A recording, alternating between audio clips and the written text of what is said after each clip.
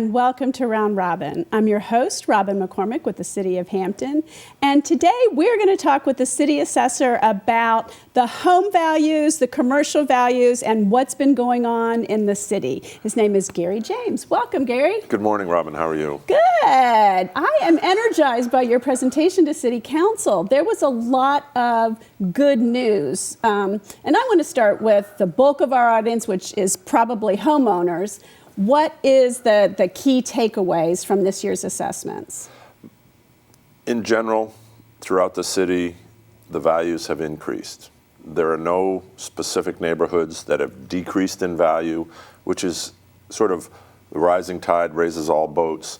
So the values have increased, not so dramatically that it's scary or not sustainable. Right. We have about a little over 2.5% increase that the market shows that the values have increased, which is sustainable and not so burdensome when you apply the mill rate and end up, well, what are my taxes going to do? They're not going to be that much higher. Well, it's kind of inflationary, I don't know what the mill rate is, basically, but keeping exactly. up with inflation, a little bit ahead maybe. Correct. Because, my home is the biggest investment I have, and when the values dropped after the bubble, it was pretty scary. Now, we're not quite back up, right? That's correct. On the home side. That's correct. But we're close. Right. And we don't want to creep too high too fast, because that's what caused the previous problems, right? Right. All over the country. Nationwide, there was a severe downturn, and then there have been various regions of the country that have grown much faster than others. Hampton took a slight downturn.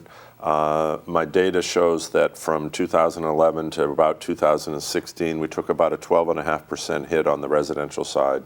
But since 16 through this year, we have about 11.8% increase. So doing the math, we're about 0.5% down from the high of the market. So we've gained back almost everything we've lost. That is good news. I mean, it's comfortable, because if it starts skyrocketing again, you begin to wonder, is this sustainable? Is this right? What's going on? Right. I don't see that there was ever a huge bubble or a burst of that bubble. And we're just back here in Hampton. And we've seen that progression gradually. On the commercial and the multifamily side, we never saw a huge drop. They're more based on income and rents and expenses. Those don't tend to vary as much. So the values of those have been moderately consistent. But over the last year and a half, we've seen a larger uptick in commercial and multifamily, which is good because it's eating into the burden of the homeowners of the property tax. Now it's a small difference. The burden is 1% less for residential and 1% more for commercial and multifamily. But that's huge. I want to talk about that. I mean, it's not huge, but it is a step. Council has specifically said, we want more commercial in the city so that the taxpayers, the homeowners, are not paying the majority of our taxes. And we began to see so much growth in multifamily and in commercial, and it's new. I mean, it's not like we're asking the retailers or businesses to pay much more. It's that there's growth in the market. We have additions. Right, but we have a little bit of both. Rents tend to increase every year, right? Whether it's commercial or residential rents. So those are increasing every year. We have a lot of new commercial, everything from hotels to retail to big box, small restaurants, small establishments of various different kinds, some industrial tenants that are moving in, building new buildings. So we're getting that so that, don't get me wrong, residential is still about 67 or 70% of the overall tax base. But if we gradually get more commercial, more multifamily, it does lessen the burden on the residential side. And we do see that. The residential burden is not as high as it was prior to the recession. Right. And so home values went up, what percent? Residential? About 5%. Well, the overall value went up 2.5%. 2.5%, and then the commercial and multifamily were much greater. Do you remember those? The multifamily went up around 8.5%. The commercial went up just around 6.5% to 7%. So that's just good news all around. It means, the overall tax base went up so that people aren't paying a whole lot more assuming the tax rates stay the same, and we never know what'll happen. But the growth in the market is new folks joining, new folks paying their fair share. Right. We had a substantial growth in the multifamily market, new multifamily or apartment complexes that have been built and come online. We have small increases in the value of the existing apartment complexes, which is an investor-based. And then the commercial, as I noted, with the new additions of new hotels opening up, new big box stores from grocery stores to smaller restaurants, some of the infill that is renovated older properties and come online. Those have added to the tax base. And then you could assume that probably around 2 to 3% of the growth is just the economy being stronger and the economic growth and, quote, inflation, which everybody is gaining because they're usually gaining that in equity in their homes, which is the good news. So that's, real good news for our investment, good news for the tax base, good news for the economy, right? Correct. I mean, it's not maybe headline news, but it is, I think you called it steady. And that's what we've seen since the recession. We've seen a growth of between 0.9% just as we turned around to 1.1, 1.8, 1.9, 2.4, 2.6. So you see that gradual increase. I think the economists say that 2 to 3% is sustainable. Anything over that is not. We're right there. The residential growth is sustainable, and what is very nice for Hampton is that the new construction of commercial and multifamily says people want to live here, people want to shop here, which is always an encouraging direction for the city to say, okay, we have reason for people to want to be here. Yeah, that's exciting. Kroger opened this week, and there's just a lot going on in the business area. Right. Now, to determine home values, one of the main things you look at is sales prices of homes. Correct. What do those numbers look like? What are homes selling for? How many homes, increases, decreases? We have, in looking at the number of transfers over the calendar year of 2019, we had about a 30% increase of actual qualified sales, which are unrelated parties, multiple listing sales for sale by owners through Zillow or those different internet sites. Those are legitimate sales. They're not foreclosures. They're not bank sales. They're not mom to son or family sales. So those have increased, and the foreclosures have decreased. A lot. Almost the same amount. Foreclosures will never go away because there are always people who can't afford their mortgages and they get foreclosed on. That's not an economic situation. That's a personal economic situation. Right. But hopefully that's not as common. What we also seen is that the median sales price has gone from about $205,000 last year, meaning the last time we did this, to 2019 was about $220,000, which is an increase of about 7 or 8%, which is a nice bump in the properties that are selling. The average or mean assessed value in Hampton is around $169,000. So there's a separation of what is selling and what the average home is. We have a very old housing stock in Hampton. And very little land left for new housing. Right. So what is selling and what's making the biggest impact are those homes that are renovated, that are quality construction, well-maintained. So if you want your house to sell in Hampton, you need to keep it up. You need to, and this is true anywhere, but we're seeing this, that the houses that are selling are the better homes. It doesn't mean that the other homes aren't selling. It just means that they're demanding a better price, and that's where the market is showing the sales. One of the things we keep hearing is that people want move-in ready. I mean, my generation, it was sort of like, give me something that I can fix up over time. I can save the money. I can learn to do stuff. But people are super busy now and have other things going on in their lives. They want it done.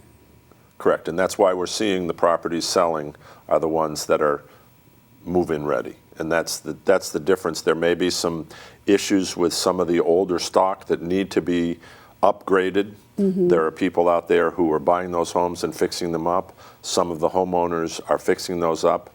We are not clairvoyant in our office, so we don't pick up everything that's been done. People fix the carpet or put a new countertop in or change out a tile or something in their house that may or may not need a permit. We don't know about that. We try to pick up and realistically assess what is there. And so those folks can do that, and they'll have the opportunity to sell their home above what we have it assessed for. Our assessment doesn't mean that's what you can get for your home. It means that based on our knowledge, that's what we think it's worth.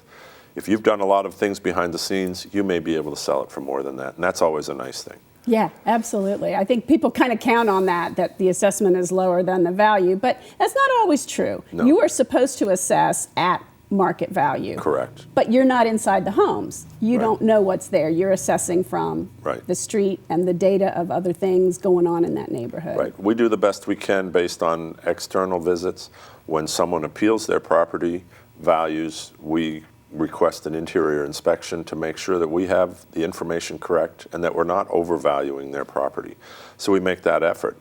And speaking of appeals, I'll cue you into the next part of this segment. Okay. On January 28th, which is next Tuesday, the notices of the change in value, it's this actually this 2.5%. Tuesday. Correct. The notices will be in the post office, will be in the mail that day or the next day. So people will be getting them as they're watching this show, theoretically. Yeah, right. And so the appeal period runs till March 2nd. Usually it's March 1st, but that's a Sunday, so March 2nd that you can appeal your value. And we're willing to explain how we came up with the values, and that's an important thing. We're very busy. We do the best we can to get to everybody as quickly as possible, but that's an opportunity to understand what the process was that we went through to come up with the values, comparing sales. It is this sort of two-edged sword in which I want my home to be worth value. I want to see that investment grow. I want to feel confident about it. But I don't really want to pay taxes. So people, I think, have dual feelings about their homes. Absolutely. We shoot, as you said earlier, for market value, but we also have to be equitable with the neighborhood. So sometimes the value is a little bit lower and a little bit higher to make it equitable for everybody in the neighborhood. We're shooting for what makes sense based on the sales in that neighborhood. We don't look at a sale in Buckrow and compare it to Aberdeen Gardens. It's not the same neighborhood. We stick with as close to the neighborhood or surrounding neighborhoods to compare the properties to. So we're trying to get equitable value and place that on the property. And so you also sort of see hot neighborhoods where there are a lot of sales, you have more data, you can know that values are sort of going up there. I mean, there's all kinds of things you can extrapolate from the data. Right. We see neighborhoods with a lot of sales, and they may not indicate a lot of growth, but they may show that we're right spot on with our values. Then you'll see neighborhoods that are growing and there's a definite increase in values. The nice thing about Hampton is that they tend to be very homogeneous in the sense that our values are pretty close to what these houses are selling for. We're really pretty close. We're supposed to be around 100% of assessed value to market value. We have seen very few of our neighborhoods exhibit a huge difference. We try to keep up with that, make sure that our sales are indicative of what the market is and that our assessments reflect that. And I also want to let people know that assessment is a year behind, sort of. So your land book, your presentation is the value as of January 1, 2020. Correct. But the tax year doesn't kick in right away. So what your home was worth basically at the end of 2019, you're being taxed on for. It's very confusing. Right. Well, it is, but it isn't. We have to put together a value from which the city puts a budget together. Right. And based on our value, they know what kind of tax revenue they can anticipate. They set a mill rate based on their budget. The budget year and the fiscal year for the tax starts July 1, which means... So our June tax bills are on the old. That's correct. So the tax bill that reflects your January 1, 2020 value comes out in December. So it's literally 11 and a half months later that you are actually taxed on the value that we come up with 2 weeks ago. That gives people some time to adjust to what's going to happen. Right. Yeah. And so, when a mortgage company or an individual gets their notice, they can anticipate that the value maybe went up a couple $1,000s, and that may anticipate $2 or $3 a month in their mortgage payment that's maybe higher. The mortgage companies get the budget. The mill rate is set right before the year in late May. What's a mill rate? You're throwing out terms, Gary. I don't understand. The mill rate is the basis on which the budget. So if you have an overall city budget that needs to raise X number of dollars, you have to divide that total by the total value, so that for every dollar your property is worth, there is some 0.00124 multiplied times that comes out. So it's a very small percentage for every dollar that is calculated. So each individual property owner is taxed on an equitable basis based on their value. That's good. Now I understand it. Did I interrupt you? Were you in the middle of saying something?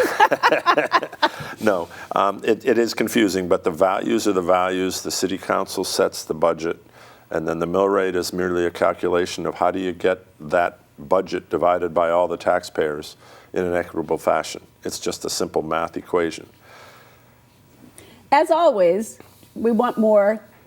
We want more than we spend. Like, I want to get, as a taxpayer, I've done enough surveys to know that people want us, the city, to do a whole lot of things, but they don't want to pay a whole lot more. So that's a sort of give and take equation that, Mary Bunting, the city manager, does an outreach every year asking people about their priorities and spending and what they want to see. And it's nice because my projection is going to be, we might not be looking at a lot of cuts this year, but it's also not super growth either. Right. It's a steady growth. I can assume that the mill rate will not change dramatically, up or down a penny, which means that the budget will have enough minimal growth based on the value growth to fund the services that the city has historically provided, and whether they choose to fund additional ones or pay down debt or whatever, that's a budget thing. That's a council thing. You don't do that. I don't do that. I just stick with the value. That's above my pay grade. And it's good that there's that separation. Right. Yeah. So we're just strictly the value. We try to be equitable. We try to make sure that everybody is valued equitably and fairly, and then the budget process takes over from there. All right. Well, we'll talk about that another time with another guest. Thank you. I'll leave it to them. Thank you very much. Thank you for having me. And thank you for watching. I hope the key takeaways here are good news for people in terms of home ownership. Their investment is increasing. It's not a crazy increase. It's a sustainable increase. And we are shifting to having more multifamily, more commercial, taking up some of that taxable value. Thanks for watching.